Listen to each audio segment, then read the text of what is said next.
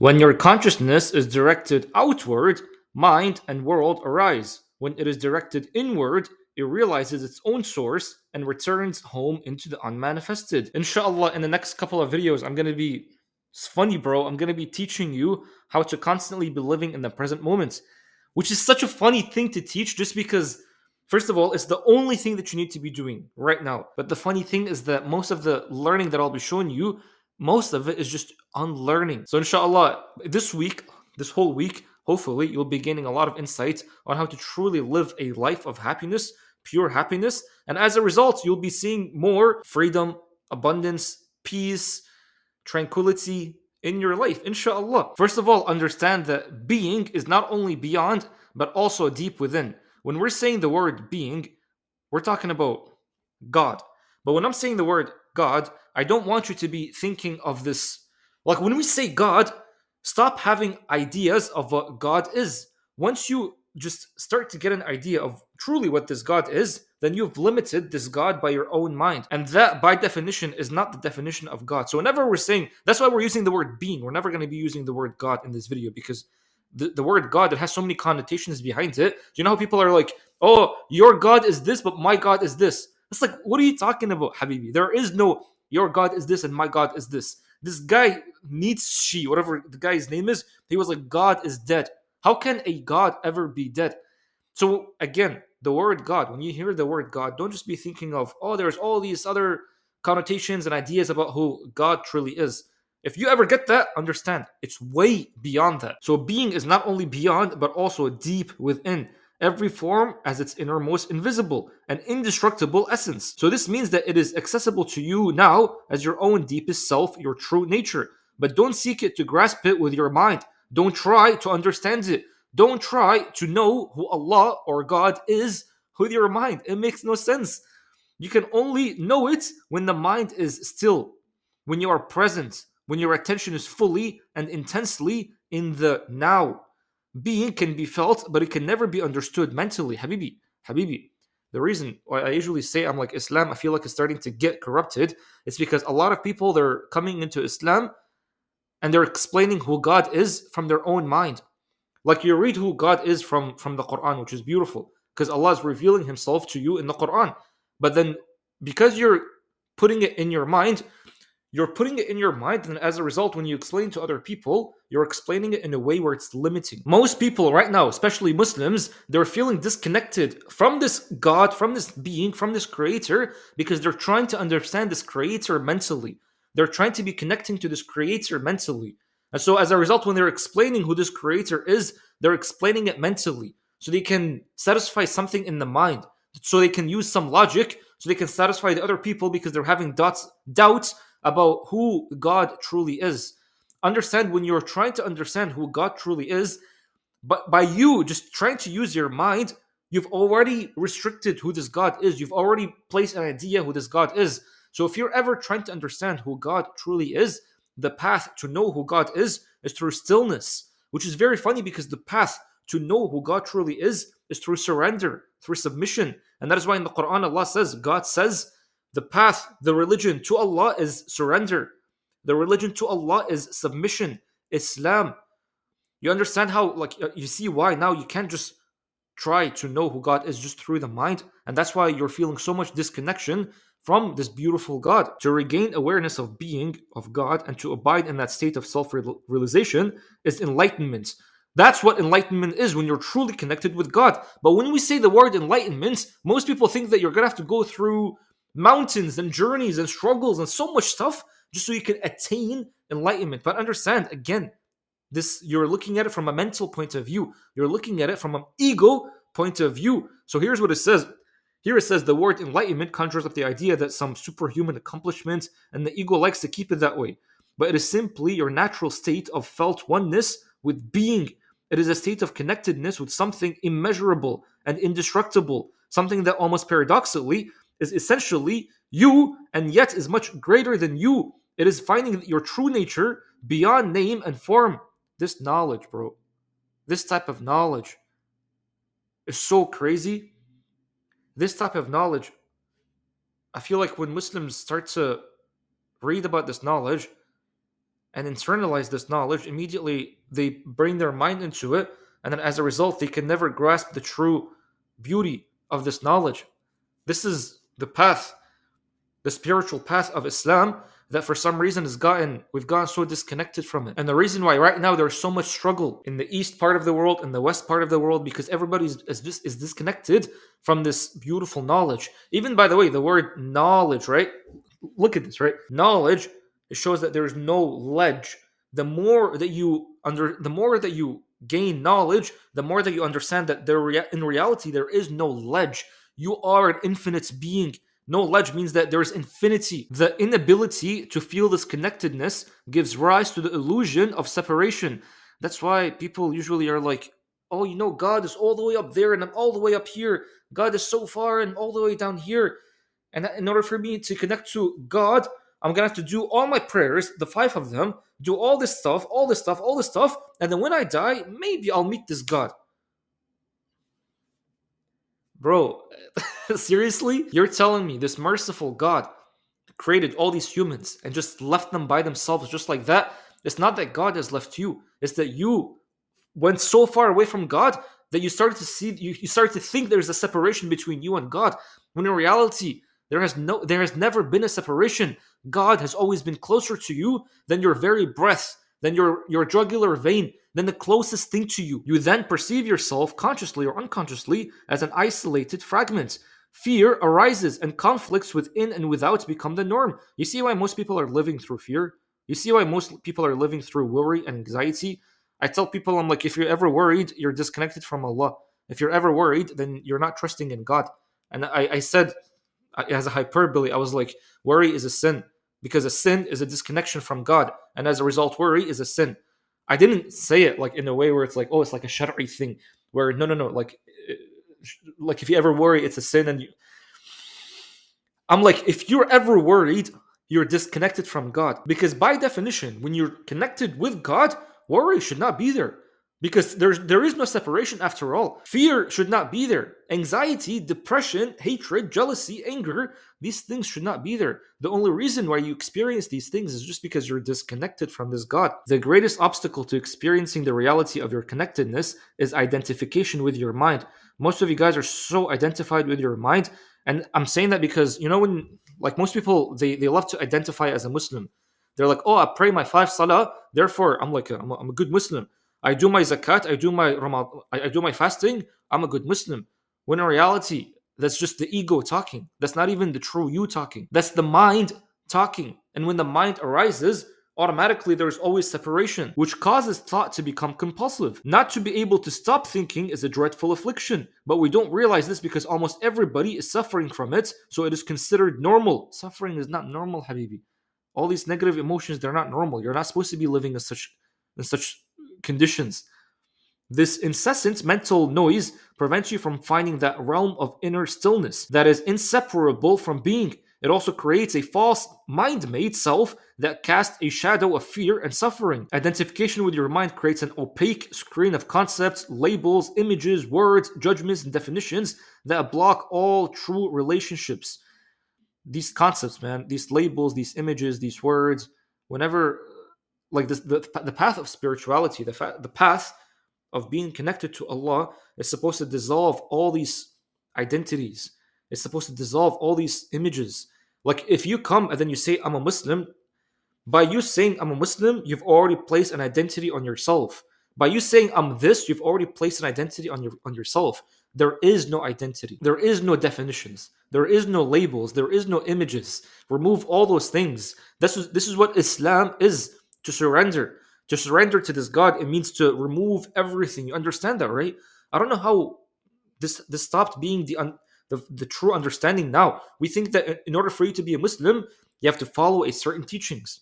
But it's not that. In order for you to be a true Muslim, you have to submit everything.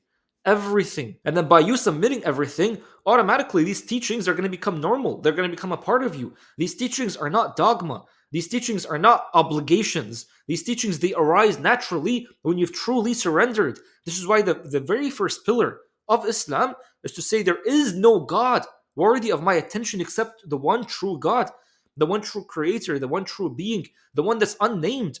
You look at the word Allah, it means the God. So there is no true name. How can you name a thing? How can you name this infinite being? And by the way, I hope you know, like, Islam truly started as like people did not call God or Allah. They used to just point to him with a divine attribute of who.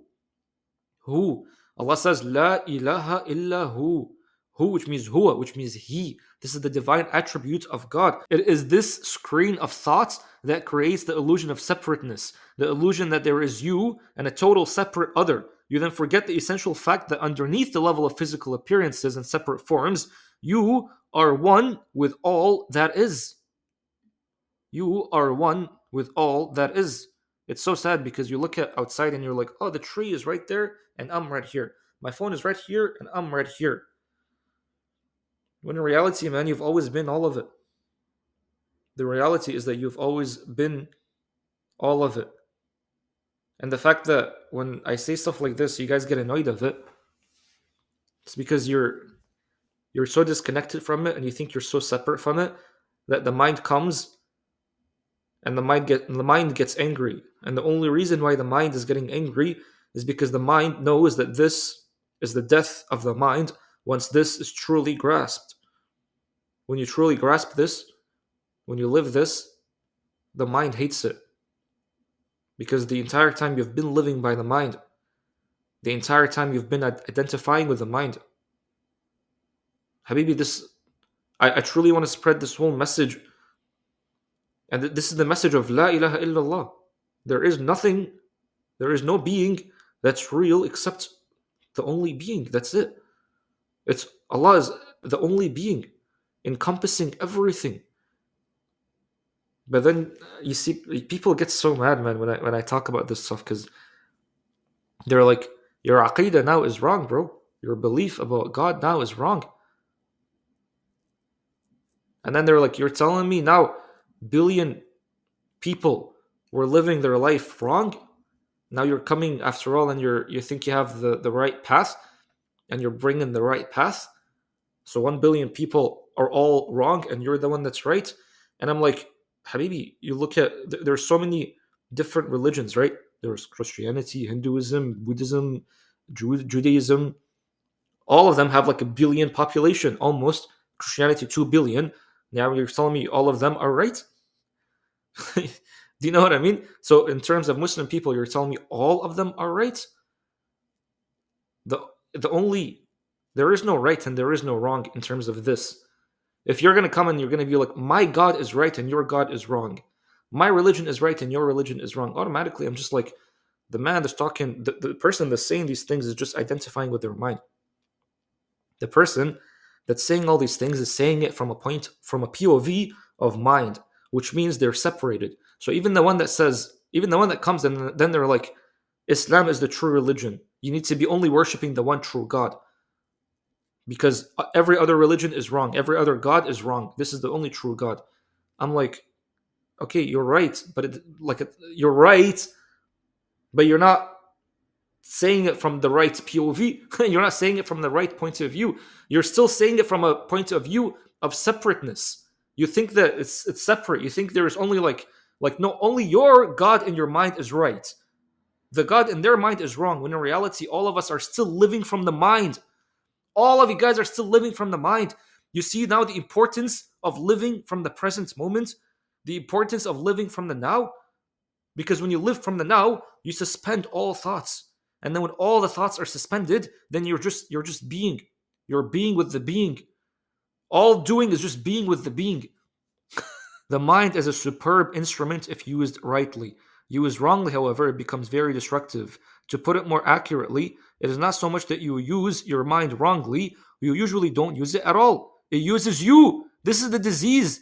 You believe that you are your mind. This is the delusion. The instrument has taken you over. This waswasa has taken you over. This mind has taken you over. It's almost as if you were possessed without even knowing it. And so you take the possessing entity to be yourself. The entire time. The entire time you were possessed. Because you can't stop thinking. You're so filled with ideas. You're so filled with mental activities. How can you have so much mental activity and say this is God? How can you have so much mental activity and be like, the God that's in my mind is the right God? How you've already limited this God by just thinking about it. You can't think about God. You have to suspend all the thoughts. Suspend all the thoughts and just start being, start living from the now. And through you living from the now, that's how you experience God. That's how all these ahadith that you read, they all become a reality. That's how all these ayat that you read, they all become a reality. One of the hadiths that I love so much that says, be like the bird. The bird wakes up in the morning with an empty belly and always comes back with a full belly. Does not worry about where his rizq is coming from. Because the bird is living from the now. And by you living from the now, you learn to trust the now. You learn to trust the being. You learn to trust the true Allah. So then you start living through the world without even thinking of tomorrow. You're like, why would I need to think of tomorrow? There is no tomorrow. There is no tomorrow. I only think of now. And that's why even Allah says, like, don't be saying I'll do such and such tomorrow, unless the God, the being, wills for it. Which means you have to be living in the now to be living with the will of this being. Do you understand? All these ayat are so beautiful, but you look at it from a mind POV. You look at it from a mind point of view, and that's why you can never get any of the golden nuggets from these beautiful ayat. You can only grasp some of it. You can only grasp like the little nuggets from it. But when you live from the now and you read the ayat from the now, you take all the gold from it because now you're looking at it from a point of view of no mind, and that's how the entire Quran opens up for you. That's how all these ahadith they open up for you, and then you can't help but just be like, this is the most beautiful thing I've ever experienced. Our Prophet sallallahu alaihi wasallam, may Allah bless him, he was only able to grasp this true message after going through days of being in the cave. Days. What was he doing in the cave? Going beyond the mind, man. Going beyond the mind, becoming nothing. Literally, almost like doing nothing. Because that's the path. The path is thinking nothing. The path is just going beyond the mind. And then once you go beyond the mind, then naturally you'll be living from the heart. That's how when you just read one ayah, it's it's like it goes through your heart so deep to the point you're just like, this is the only reality. And this reality is so sweet. This reality is so beautiful. And you start living from it. And that's how all the abundance starts flowing through you. When you live aligned with the will of the being, of the only true being. The beginning of freedom is the realization that you are not the possessing entity, the thinker. You are not the thinker. Knowing this enables you to observe the entity. The moment you start watching the thinker, a higher level of consciousness becomes activated. You then begin to realize that there is a vast realm of intelligence beyond thoughts. That thought is only a tiny aspect of that intelligence. You also realize that all the things that truly matter, beauty, love, creativity, joy, inner peace, arise from beyond the mind. And that's how you begin to awaken, by freeing yourself from your mind. The good news is that when you free yourself from the mind, that's the first step, and you can do that step right now. How do you do this step right now? The very first thing you got to be doing is start listening to the voice in your head as often as you can. Pay particular attention to any repetitive thought patterns, those odd audio tapes that have been playing in your head for many years. This is what I mean by watching the thinker. Just watch the thinker. Watch the thinker. I've gotten to such a point now where I realized I'm like, I used to always go to Taraweeh, right? And I love Taraweeh, man. Because Taraweeh is beautiful because you're just standing there and you're listening to the beautiful ayat of the Quran. One day, you miss Taraweeh. One day, I missed Taraweeh. And then my mind kept going through all these, it kept going through all these thoughts of like, oh no, now you're not good enough. You've missed one Taraweeh. Now you're not good enough. Now it's almost like you've done a sin basically. Obviously, it's not a sin, but you feel like your standards are higher than that. And the moment that started happening to me and I started watching it, that's exactly when I realized I'm like, even through religious things, the mind comes. Because you go through this whole journey going beyond the mind, and then you start praying, and the mind is so smart to the point that it starts becoming the religious things. Do you see what I mean? This is the super ego. The one that tells you, oh, you didn't give the money to the homeless person.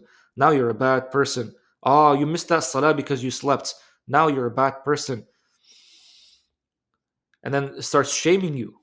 It starts making you feel guilty. Oh, you didn't do it to the standards that you usually do it. Now you're a bad person.